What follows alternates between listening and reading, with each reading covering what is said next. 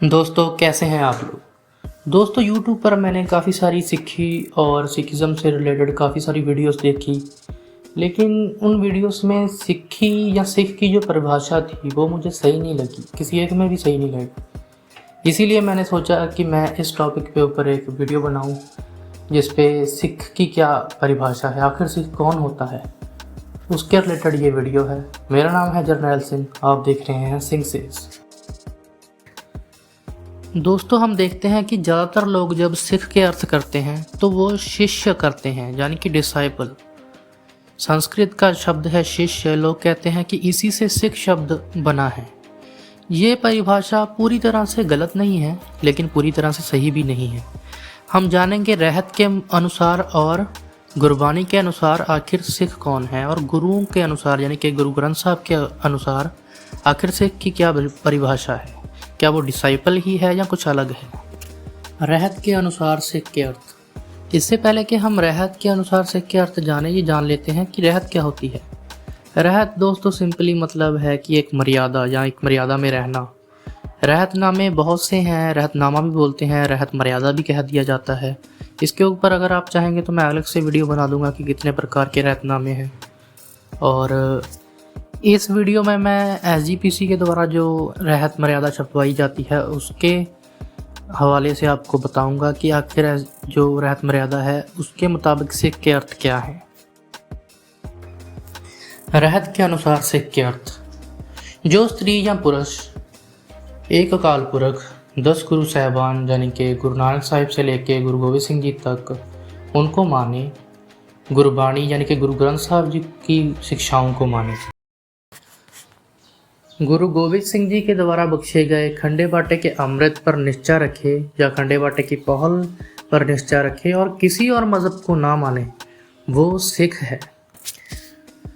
भाई कान सिंह नाभा अपने महान कोश में सिख की परिभाषा में लिखते हैं कि जो मनुष्य गुरु नानक देव जी के बताए रास्ते पर चलता है, जो मनुष्य गुरु ग्रंथ साहब को अपना धर्म ग्रंथ मानता है और जो 10 गुरुओं को एक रूप जानता है, वो सिख है।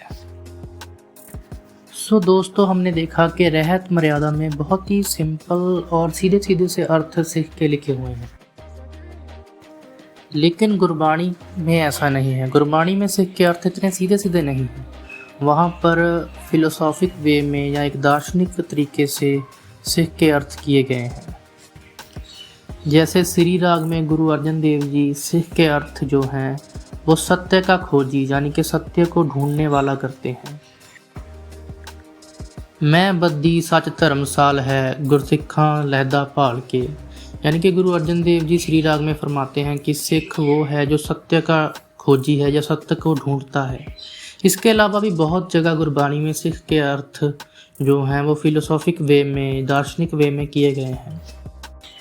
जैसे एक शब्द आता है जैसे कि गुरु सतगुर का जो सिख काए सो पल के उठ हर नाम ध्यावे, उद्यम करे पल के प्रभाती स्नान करे अमृतसर नावे।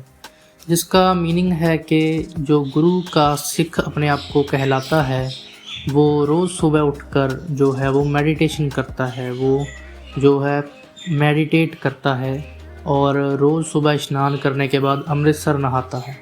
अब अमृतसर नहाने का अर्थ यहाँ अमृतसर शहर से नहीं है। अमृतसर का अर्थ अपने आप को जानना है, मेडिटेशन करनी है, क्योंकि गुरबानी में ही आता है कि अमृतसर ये शरीर है। जो एक शब्द आता है इसमें, अमृतसर ये शरीर है।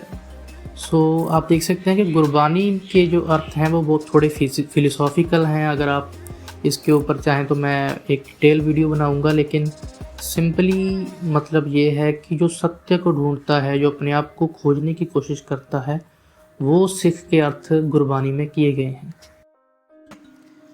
So if you find this video helpful तो इसको लाइक और शेयर ज़रूर करें, और अगर आप चाहते हैं इस तरह की वीडियोस और देखना तो मेरे चैनल को सब्सक्राइब करें।